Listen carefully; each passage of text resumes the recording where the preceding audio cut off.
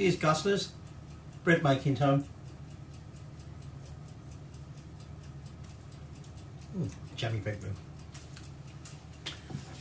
Now you might think, what am I doing drinking wine this time in the morning? Except it's not the morning, we're not actually baking until tomorrow. We're going to get it started tonight. We're making an Einkorn sourdough bread. And I've got this Einkorn flour here, from Gilchester's Organics. Okay, and the recipe is from Dan Leopard again. Now, this is making it from 100% Einkorn flour. But it's a sourdough one, and so it's going to use a sourdough starter. Here we do actually deviate a little bit, because this is a rye flour starter. Some people sort of convert it, but I thought there's too much fat. I only want 25 grams of that, so we're going to use the rye starter, but the rest of it 100% Einkorn. So let me just put that out of the way for now. What I've done in this jar is already measured out 100 grams. And what we're going to do is we're going to make, it's going to be about 225 grams. We don't actually want all that, we want 200 grams, but obviously we want to make sure we've got 200 grams at the end of it, so we're making a little bit more. So 100 grams of that, and then I'm just going to add in 100 grams of water. Now, we're not worried about the temperature of this water, because this is going to ferment overnight.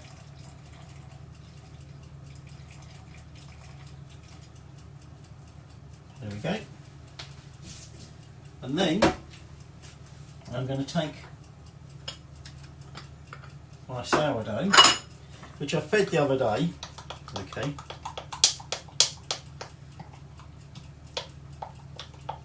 Just giving it a bit of a mix up, and then I want to add, like I say, 25 grams of that starter. There we go. Now, I'm going to be using that starter I'm going to feed it, set off a new culture, but I'm also going to use the discard to make something else, but that's another day. So for now, all I'm going to do is I'm just going to mix this up. So I'm using the schedule he suggests. It's about 7 PM now, and making this up, and then this is going to sit on the side, just in here in the kitchen, until, just making sure I'm getting all that flour off the bottom. There seems to be sticking down there a bit. This is going to sit on the side until 7 AM tomorrow, 8 AM tomorrow, when it should hopefully be nice and bubbly, and like I say, we'll use 200 grams of that. So all we're going to need in the morning is some more Einkorn flour, some more water and some salt, and that's it. We're going to cook that in the bread cloche. Okay, I was about to drink that then. Whoops, stupid me. Haven't had enough yet. That was my first sip you saw me have just now. So morning Guzzlers, here we are 13 hours later in the morning, and you can see that starter culture that we set off is bubbled up well. So now what we want to do is measure out 200 grams of that, okay, which is going to be most of it.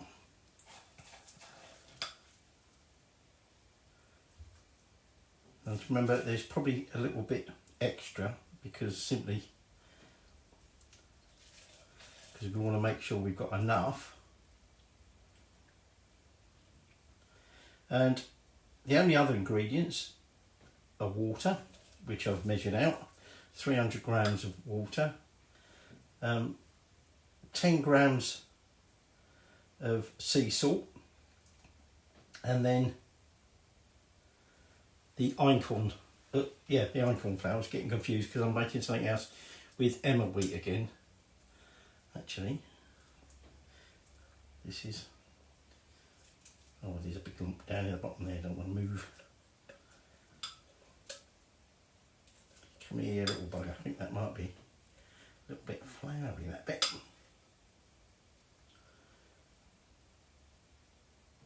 There we go.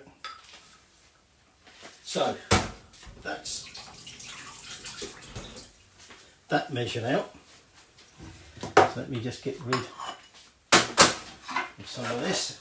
And in here I've got my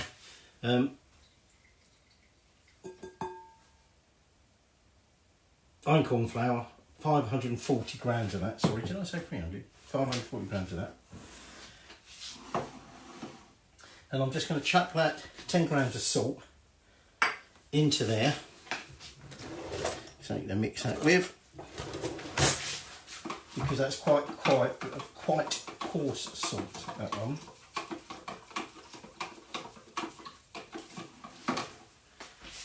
And then I could have weighed this out directly into the bowl, but I didn't want to end up making a cock up, as it were. So we're just going to put that into there. Make sure we've got it all out. I've got my bread proofer on, but you don't actually need at this stage to prove it. So you're going to want your dough whisk or something similar.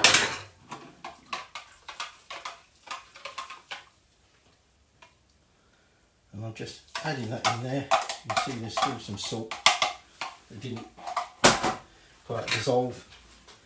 And just going to mix this together, and when this is all mixed together, so no patches of flour or anything, we're just going to then cover it. So I've got my bag there to put over the top, and it's then going to sit for an hour. I've put my bread proofer on, it's at 23, 24 at the moment, and we're just going to let that sit in there for an hour, and then we come back and we do a couple of folds, and then it's going to have from 3 to 5 hours. But the instructions for this, which by the way I might have inadvertently said this from Dan Leopard, this is not from Dan Leopard, sorry, that's a different recipe that I'm doing. It says obviously this is just at room temperature, and so obviously it depends on the temperature of your room. So this is almost all mixed in. I might actually get my hands in just for the final bit, make sure it's all mixed up. Like I say, cover it, and then we're going to let it rest for an hour. Right, let's have that rest. And so what we're going to do now is we're just going to turn that out. Okay, now the recipe did say flour the surface. Actually, it's a bit sticky. I might just add a little bit of flour. I didn't want to add too much, but these stick a little bit sticky in places, and then we just want to flatten it up. Now, bear in mind, this is an ancient grain, and it is very low in gluten. It lacks certain gluten proteins, and therefore, as a result, you won't get the gluten development that you might normally get. So what we're going to do is we just want to sort of stretch it, and it's not going to be as stretchy as most of your doughs. And I'm just going to go around, just stretch it out, fold it in, and then we're just going to return that to the bowl and leave it 15 minutes. So 15 minutes later, put feels a bit sticky that. We're going to take this out.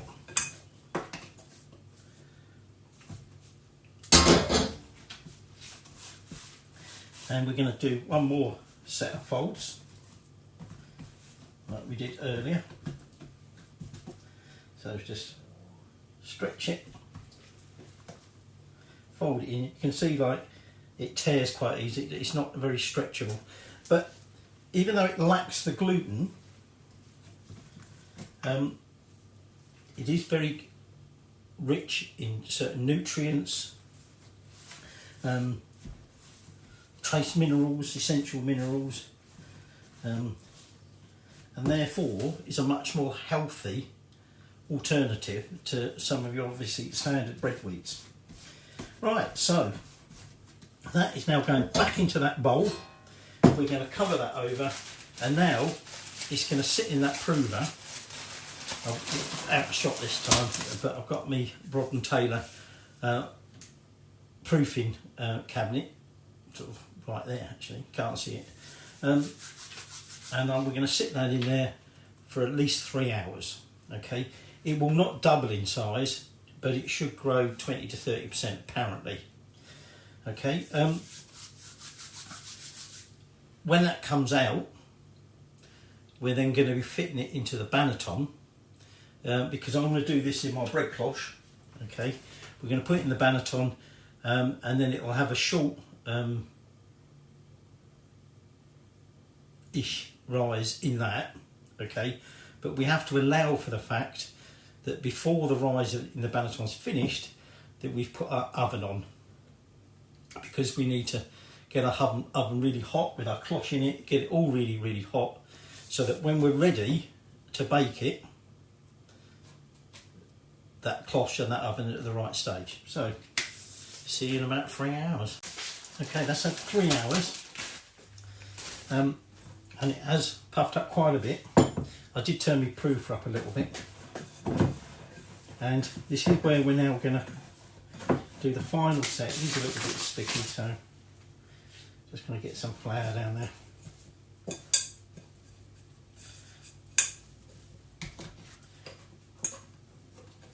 And this is where we're going to do our final sort of folds and set it into the banneton. Now I've got my banneton ready there. It's a nice round one, and I'm gonna, well, not gonna, I have done, I have now floured that,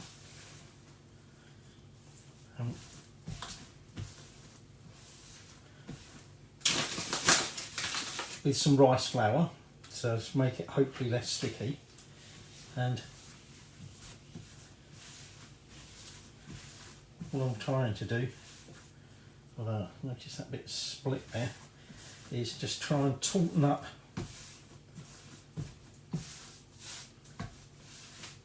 the surface of this. Now we do score this like you would normally do, however, because of the weak gluten structure, we don't apparently, actually I'm going to wonder whether the reason I don't get that split in my breads that I've been cooking that way, my sourdoughs or whatever, is possibly because I'm not cutting deep enough. So I said to myself, right, I'm going to cut this one deep, and then I read, and it said because of the lack of structure, if you slash this one too deeply, the loaf will fall apart as such. So I thought, right, I won't be slashing it deeply. So I think I've just about got that stretched up. So we put that into the banneton, seam side up, and actually there's quite a big seam there, probably because of all that flour. And so now we're going to cover that over, and that's going to go back in the prover for an hour and a half. However, I'm going to set my time of half hour, and after half hour I'm going to put my cloche into the oven and turn it up to 260, and it can have an hour to get it as hot as possible. And I've got my Challenger gloves there ready for when we need to remove it. So an hour and a half time, baking time. Ready to bake. So the oven's been on for an hour now, the cloche is in there, it's been on at 250, 260. We're going to drop the temperature to 232, which is a bit precise. I doubt it'll be 232, but 230ish. Once we put it back in there. But I thought, I'm going to use this for the first time. Ever since I bought these, I've never actually had a chance to use it. But this is, as opposed to using parchment paper to get it into your Dutch oven or into your cloche, it's using this sort of silicone bread mat, as it's called. Again, another bakery bits purchase. So, just get me lid off of there, and you can see that's actually risen quite considerably. So, I've got my lame, or whatever it is, ready to score the bread. I've got my gloves ready to get the cloche out of the oven. So first thing off is we're just going to turn this out. I was trying to slide that then and realise I could pick it up by the mat. So, where's my brush?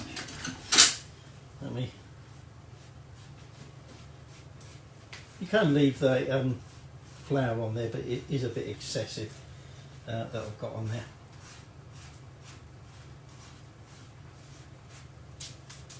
And then what I'm going to do is I think what I might do is slash a square on top. So it doesn't want to be any deeper apparently than 1/4 of an inch. Hopefully that's alright. Try and get nice clean cuts. And then the next thing is to get that cloche out before this starts spreading too much, although it doesn't seem to be spreading too much at the moment. Out this comes. Oh, it's hot. Being very careful not to touch anything. I've just realised I've put that on there. I now need somewhere to put that lid. It's organised up very well. Let me transfer that instead. So there. The lid can go there. This goes up into the centre of that. Lid back on.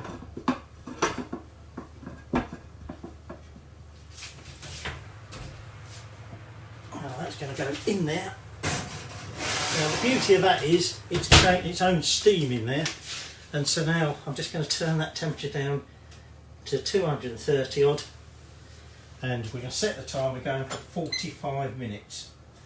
Okay, in 45 minutes time we come back and check on it, take the lid off. If it's dark enough crust for you, then essentially that's it. If you want it darker, we give it a bit longer. Okay, so and as much as it's tempting to want to cut it while it's warm and eat it, don't want to do that. That makes it all gummy and moist inside. So we're going to take it out and put it on a rack. We can perhaps admire it, but then we need to let it cool for at least a couple of hours. But anyway, let's clean up this flour, and then we can be ready to check it out in 45 minutes time. That's 45 minutes, so it's time to get it out of the oven and get the lid off. So I've just got to be careful because of the heat. So, on there, that on there. I think we want to get that a little bit darker yet. So just going to pop that back in there for a bit. So I've set my timer on 5 minutes. We'll check it in 5. Don't touch that thing. We'll check it in 5, and if need be, give it an additional 5. You can see where that rice flour is still on there, even though I brushed most of that off. That's giving it that sort of characteristic white sort of colour, if you like. But anyway, get in there. Right, that's starting to get quite dark on top there. Now, you have to watch this silicone bread mat, because apparently, I ain't going to drop it up, but apparently it's just going to be just as hot as everything else. But let's just lift that bread up. Yeah, nice hollow little sound. Okay, just get that off of there for a minute. you can see it wasn't a deep cut. We've had some additional little splits.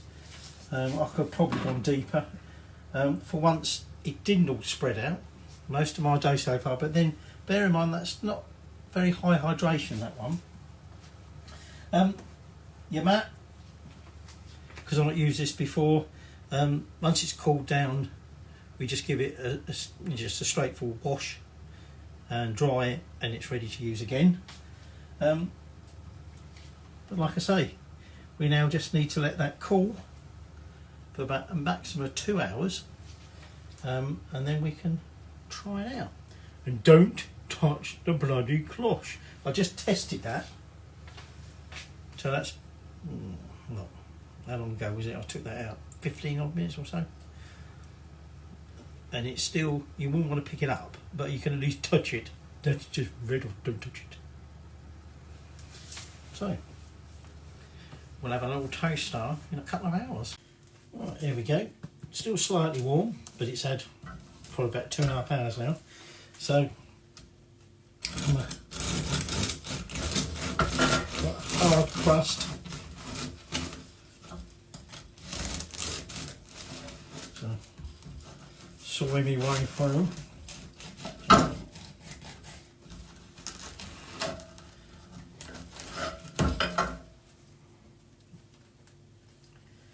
A little bit sort of gummy at the bottom. It is still quite warm. Well, not that warm, to be honest. Even more just in that centre bit. It's not your typical open hold sourdough, but then again, not necessarily expecting that, given that it is made with einkorn. Okay, you haven't got the gluten structure there to support that. So there's a slice. Now let's just try it.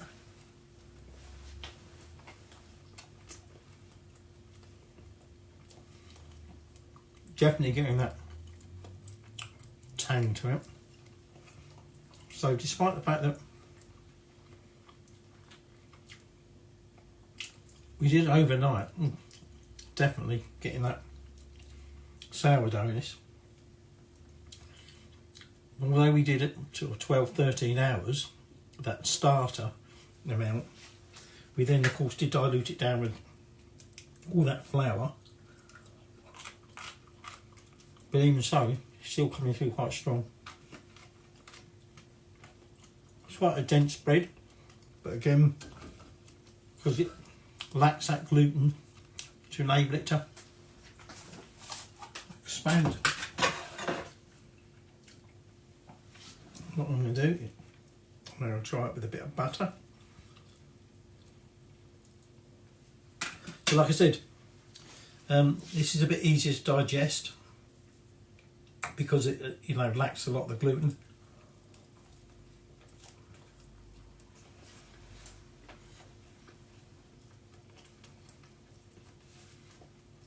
Well, generally I'll have something on my bread, so I'd say it tastes better like that. But what I'm going to do later is have some slices of this with some smoked fish. Very nice. So, got a bit of hard crust now, can't talk from mouthful. There you go, your einkorn,